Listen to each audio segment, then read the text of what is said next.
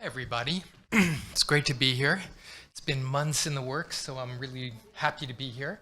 Um, Forgive me if my presentation doesn't follow GAMP protocols, but let's jump in. Before I start, we're going to talk about creating a meaningful cannabis brand. I think it's really important just to call out, and I know a number of people have said this before, it's also important that we talk about, or at least allude to, creating a meaningful cannabis industry. I think there's been a lot of things here that have said, or again alluded to, that we're not looking after the whole economy, and I think it's really important just to be mindful of the farmers and all the people that are involved in the industry, or that should be involved in the industry, as we build an ethical economy for cannabis. So just jumping in, again, we're going to talk about creating a meaningful cannabis brand. A lot of this is US focused, so some of the things are really translatable, but I also think I just want to call that out as well as we talk about the adult use market. I prefer the name adult use over recreational because there are lots of things that are implied in the name adult use, which includes responsibility, thoughtfulness, and other things. Recreation just seems to fall short when we start to talk about the consumption of cannabis. So that said, just a quick introduction about me. 25 years in marketing and branding at American Express, MasterCard, Pepsi, and Microsoft, and 12 years now in the cannabis industry. I'm based in Seattle. I've spent 4 years at Dope Magazine, then moved into Evergreen Herbal, which is a processor, the #1 processor in Washington State, where I've created a number of the best-selling cannabis brands and then licensed them out to other states as well as other countries. And now I'm the CEO and founder of Branding Bud Consulting Group. Actually, one thing I just want to call out, I often sort of question my business history, and I often think about how did I go from credit card marketing into cannabis marketing and branding. And there's a lot of things that are similar, which has taken me a while to figure out. But basically, trust marketing is what credit card marketing is about. And we do the same thing when it comes to cannabis. We build trust, we foster trust, and I think we convey trust when we do it right relative to cannabis. And I think that's an important distinction in terms of what we do, how we build brands, and how we market brands. 3 years ago, I also wrote the book called Branding Bud, The Commercialization of Cannabis. To my surprise, it became a best-selling book for 9 months on Amazon. I never thought I'd be an author, let alone be in the cannabis industry. So I'm glad to be a part of it and glad to be breaking new ground. My company, Branding Bud Consulting Group, really just offers solutions, branding and marketing solutions, and I could talk about that later. So let's jump in. Let's define meaningful. Meaningful is, in addition to having meaning, it's having a serious, important, or useful quality or purpose, communicating something that is not directly expressed, meaning implied.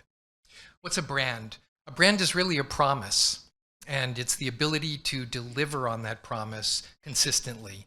And that delivery can either be perceived or real. But it's important to note that a brand is about consistency. And if we don't really focus on the consistent delivery, then we won't have a brand. And one of the things that are most difficult, in particular in the US, is that because there's so many different state laws, and that includes anything from labeling and packaging all the way through to dosing, it's really hard to deliver a consistent product over and over again. And that's why there's so much difficulty in building a consistent brand or national brand in the US right now. So let's just talk about the evolution of branding for a moment, which I think is really important because branding has evolved over the past decades, and I think it's important to note. So in the 1950s and 60s, when brands were really first coming out and you know, being part of what we look for, it was really about convenience and efficiency. So think sliced bread, sliced cheese, miles per gallon. And over time, into the 70s and 80s, we started to look at brands in terms of how they made us feel. Here's an ad which was really well known in the 70s and 80s for BASF. and it was more about hair blowing, the wind blowing through somebody's hair. So think this transition from miles per gallon to miles per hour. In the 1990s through 2010, over the 20 years, this is where brands really started to come on. This is where fashion brands, streetwear brands, brands that we sort of know today became really important. And really what that was about was either including ourselves in certain groups or excluding ourselves from certain groups. And so this is really about how a brand positioned us socially. And then finally, we've gotten into the more recent times in 2010 through 2020 and where we are today. And really what we do when we think about brands is it's really how the brand reflects our beliefs. So think about potentially Tesla, or think about Patagonia, or think about Seventh Generation, which is in the US, a laundry detergent, but it's very focused on sustainability. And so now the brands that we focus on and that we use and that we basically skin ourselves with, this is how we align ourselves. And I think it's one of the things that we purchase brands for, which leads into the same thought that if a brand doesn't deliver on that promise that its consumer is buying into, then we're more likely to lose those consumers and the loyalty that we're trying to build. So it's really important to think about the evolution of branding as we start to build cannabis brands and how important that is. So I'm going to talk about the 4 pillars of creating a meaningful cannabis brand. The first one is consumer type. The second one is need state and ritual. Third one is form factor. And the fourth one is brand archetype. So at least I'm getting a little processy. I've noticed everybody today had process maps. So I hope I'm at least falling in line with that. So let's talk about pillar number 1, the consumer type. So what really drives a consumer? It's pretty much their lifestyle, their psychographics, demographics, and ethnographics. This is where all of the things that are innate within us, and how we then take that and we look at the world around us and choose the brands that we live with every day. So it's important to note that, and we'll start to build upon that. So consumer type, understanding the perspective of a consumer, and the way I sort of, or the way I've created this model that I often use is really concentric circles. And so in the center of the circle is the canna core. And I look at this as probably most folks in this room are in the canna core. Either they're around cannabis all the time, they consume cannabis, or they're close to people that consume cannabis. The next outer ring is canna comfortable. Again, maybe it's our partners, our spouses, our friends that understand us and are more comfortable with the consumption of cannabis. As we move further out, again, the canna curious. These are the people that might still be questioning what the difference is between CBD and THC. Maybe they're interested in it, but they don't really know how to engage in it. But they at least show some sort of inclination and interest in it.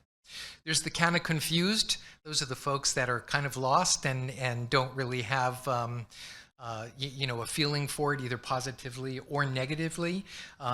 And again, I often blame the canna confused on us, because we as an industry aren't really educating people the way we need to educate people. So I think it's on us and behooves us to really get our messaging right. Then there's the canna neutral. They don't really care either way. It's not important to them. And the canna contra, who are against us, and I don't often pay much attention to them anyway. But I think this model and the concentric circles is really important, because this is how we start to figure out how we talk to these groups of people and how we leverage our knowledge and share that knowledge with them. Which leads me to swimming pool analogy. So if I was in a swimming pool and I wanted my friends and family to come join me in that pool, someone might say, well, the pool is too deep. I'm not a great swimmer, I'm not comfortable in water, and I would urge them to come onto the shallow side of the swimming pool and join me there. If the pool is too shallow and they want to dive, I'd say, well, meet me on the other side of the pool, right? And I talk to them about the ability to dive. If it's too cold, maybe I'd give them a wetsuit. If they don't know how to swim, perhaps I'd give them a life preserver. If they're afraid of the water, I'd hold their hand and walk them into the pool, right? If they forgot their bathing suit, I'd take mine off and say, let's go swimming, skinny dipping. Or if they just ate lunch, like my mother used to say, wait 45 minutes before I go in the pool. Unless, of course, it was a tuna fish sandwich, and then I could go in 25 minutes after. So again, I'm being silly here, but this is really the way that we need to think about who cannabis consumers are, how we speak to them, how we educate them, and how we grab their hand and meet them where they are and bring them into the cannabis industry or bring them to purchasing cannabis products. And I think it's really important. Most people don't, or most branders and most cannabis companies don't think about messaging. They don't think about tone. They don't think about the words we use. They don't understand how important these things are to come together to offer up a roadmap and a path to come into the cannabis industry or consume cannabis products. So pillar number 2 is need state and ritual. Often I go through these when I'm interviewing my clients and developing products with them and the messaging that goes with their products. So I often start off with additive and subtractive. In the cannabis world, there are really, I'll call them 2 types of products, even though they're often the same, which is additive and subtractive. Additive is something that enhances your experience. So that could be you're about to play music, or you're about to paint a painting, or you're about to go on a hike. How does consuming cannabis in that situation enhance what we're doing? And the messaging behind that is completely different than a subtractive process. Subtractive would be, I can't sleep, I need to take something to go to sleep, or I'm in pain and I need something to alleviate that pain. The mindset of a consumer who's taking something to enhance an experience versus to alleviate pain or something similar is completely different. So depending on what the product is we're creating and how it's designed to be used, it's really important to think about this up front in terms of how we message this product to them. Discrete and indiscreet. Basically, I'll say it like this, just to simplify. When we smoke, it's not discreet. This is something that people are concerned about, certainly here in Thailand and around the world. Sometimes people smell cannabis when it's burning or when it's ignited, and they're just absolutely turned off by the smell. And there's also situations, right? So let's say somebody goes out during their lunch break to smoke, or let's say during the pandemic where a parent or somebody in the family would smoke, but they were still on their own. They weren't with their family close by. And all of a sudden now discretion and indiscretion became really important. So somebody might have moved from smoking before the pandemic to an edible or a beverage or a topical during the pandemic because they didn't want their family to know they were consuming, or they didn't want their kids to smell cannabis on them. So it's important also to talk about and think about the need state and the ritual of somebody consuming cannabis, whether they want to be discreet or indiscreet. Finally, repetitive or habitual. More often than not, people consume cannabis at certain times. I know, for example, my brother takes a sublingual slip every evening before he goes to sleep. Why? It helps him go to sleep, it freshens his breath, and his wife never knows he's consuming cannabis, right? So it works, and it's important that we think about those moments when we want to consume cannabis and how we consume cannabis and how that really breaks into the branding and marketing of a product. So let's talk about form factor, which follows discretion or indiscretion. So there's inhalation, which is flower and pre-rolls and vapes. There's ingestion, again, edibles, tinctures, capsules, beverage, sublingual slips, and transdermal, which are lotions, topicals, balms, and patches. And again, these are just different ways, different form factors, but different ways we consume cannabis.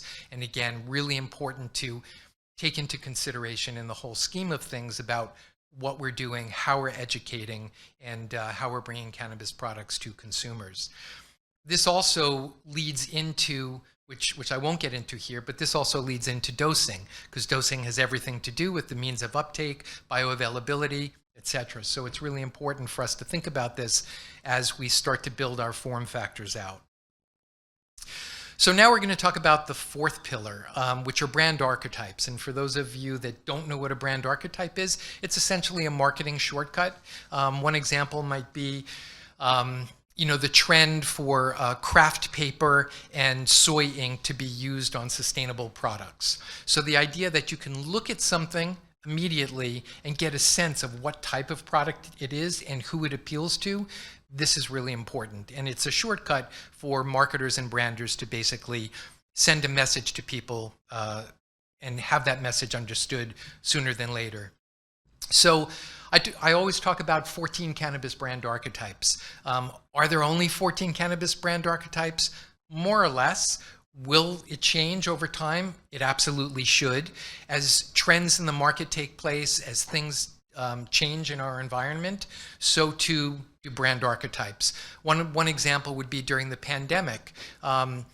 We started to see, in the US at least, cannabis basically was being sold in larger volumes at lower prices. So all of a sudden we started to see value brands created. Why? Because people didn't want to leave their home during the pandemic. They didn't want to shop as often as they did. So they would go and they would purchase larger amounts of cannabis. And I think Baker is a great example of one of those brands, Old Pal as well. We also see different types of brands that take place. One of the things with prohibition or the mimicking of alcohol prohibition, we see that with cannabis. So there's brands that mimic that. Justice Joints, Evidence, 40 Tons. A lot of brands in the US are now giving a portion of their proceeds back to these charities, working and helping with expungement, those types of things. Over time, I think we're starting to see new brands come up, spirituality brands. Swami Select is one example out of California. But basically, the concept is that there are things that appeal to us as consumers in society. And those things over time change. And so too will brand archetypes. So let's just talk about brands and color. Humans by nature are super lazy, and you could see, and basically psychology tests sort of align with this. So color is the visual component people remember most about a brand, followed by shapes, symbols, numbers, letters, and finally words. And you could see in that, that the brain just sort of picks up what it needs to pick up, and it starts to put all this together only as it needs to. And if it doesn't need to, it won't. So as we develop brands, it's really important to be mindful to creating a unique brand.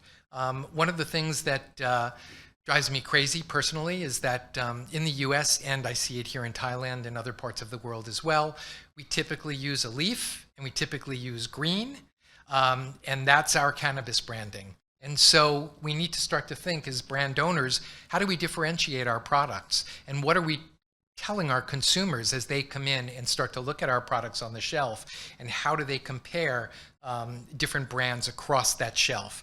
And now in the US, and even here, there's thousands of brands out there. So why would somebody pick one brand over the other? And I don't believe that having another leaf or another green tone is going to differentiate a brand. So we need to be smart about how we brand.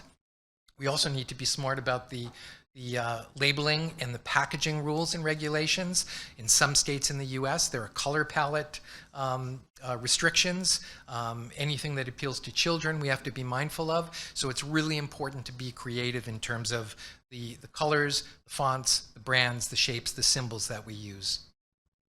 So I'm going to go through the 14 brand archetypes right now really quickly, and I'll just differentiate them, and you'll start to see how these brands are used within the cannabis industry. One other thing too that I'll say, these are not necessarily mutually exclusive. There are lots of overlays, and I think one brand that's a great example of this is Whoopi and Maya in California. Whoopi is Whoopi Goldberg, so it falls under a celebrity brand.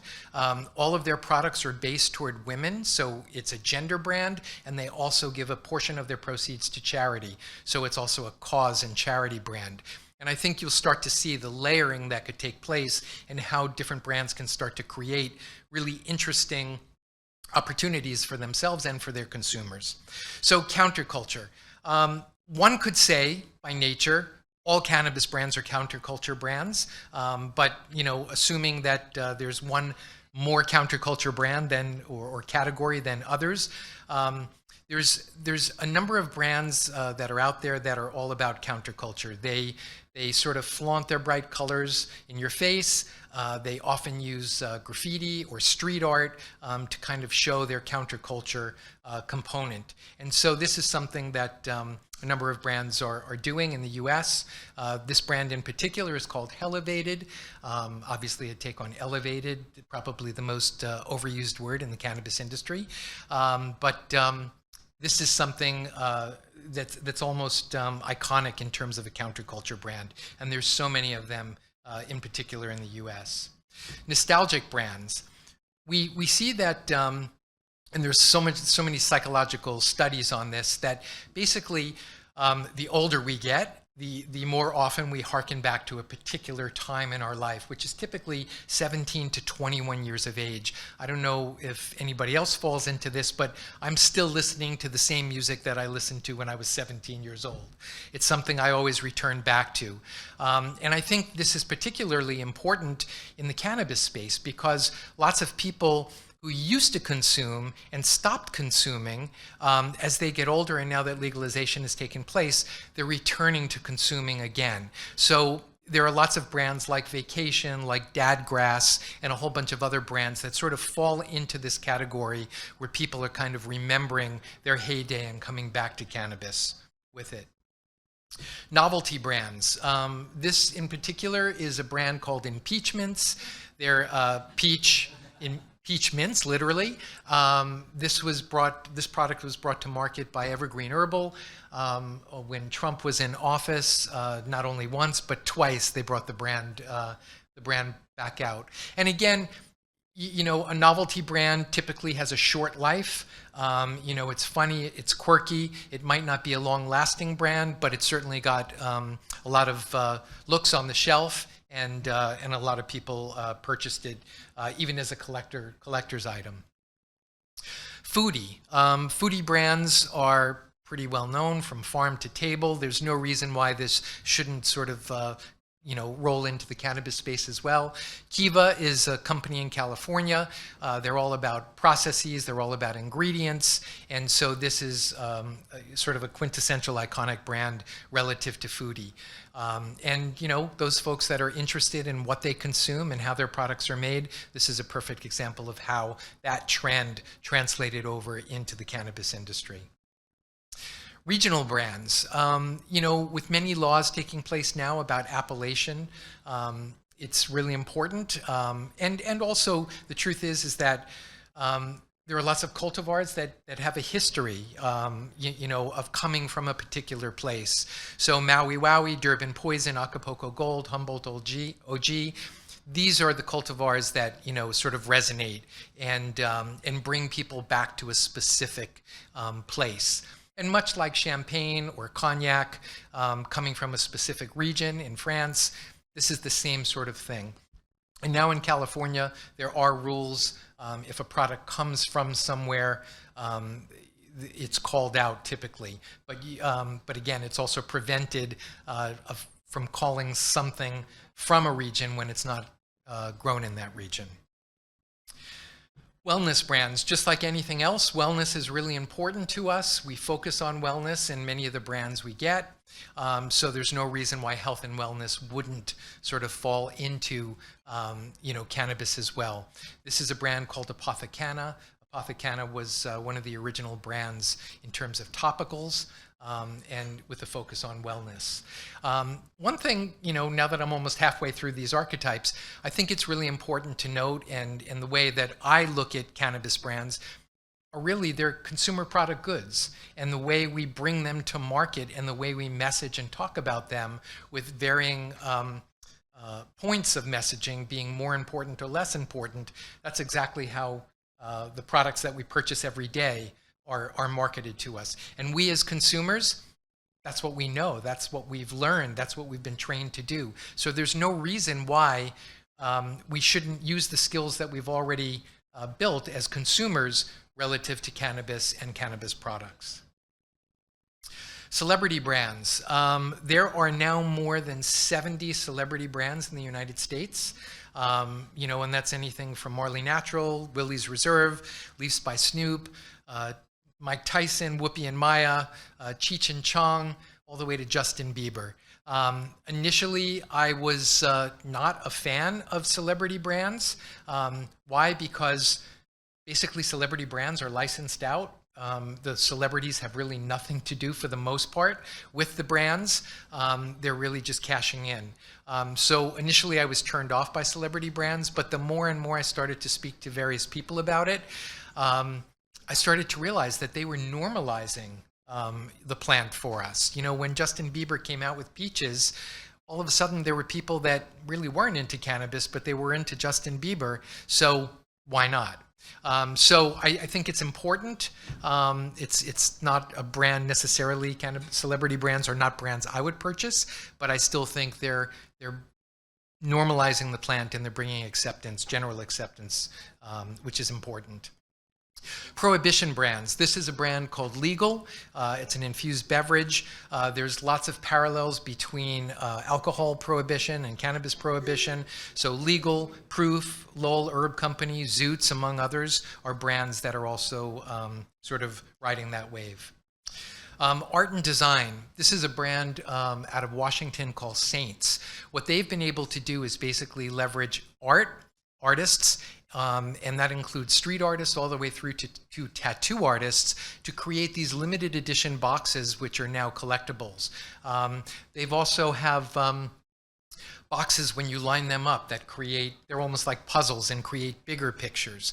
So what they've been able to do here is leverage not only their brand's following, but the artists that they're putting on their packaging and those artists following. So when they start to look for new artists and new series of work, they're not only looking at how popular the artist is, but how many Instagram followers the artist has, and leveraging their following to build their brand, which is really important.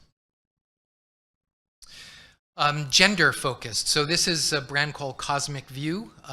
This product here is called Viva La Vie, which is a vaginal health balm for all you men out there.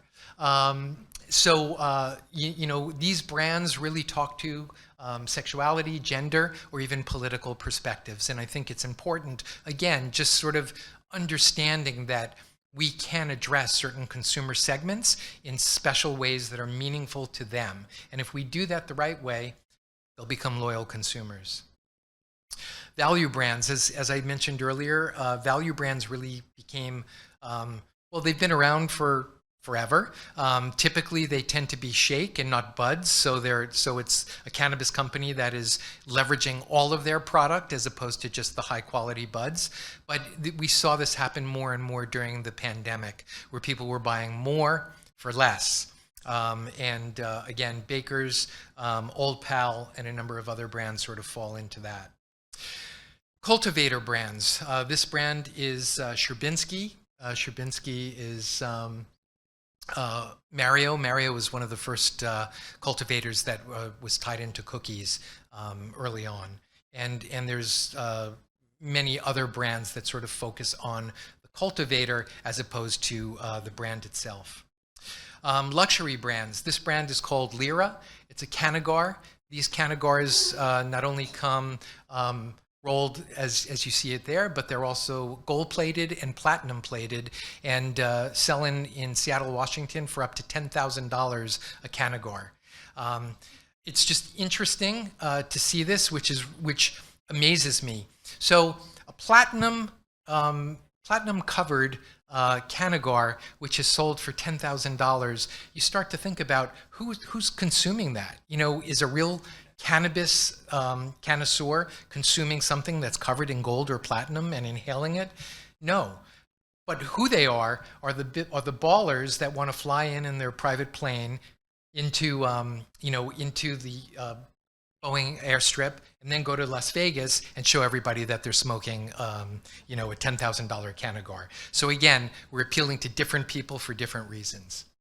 Finally, we have charity, and the charity is is really all about what's important to us. If we buy a product, a certain portion of the proceeds goes to a charity that we love and we care about. And we've seen that across the board with a number of charities related to expungement and helping prisoners. So to wind it all up, pillar number 1 is consumer type. What is their lifestyle? What's their demographics, psychographic, ethnographics? Where do they fall within the concentric circles, and how do we speak to them?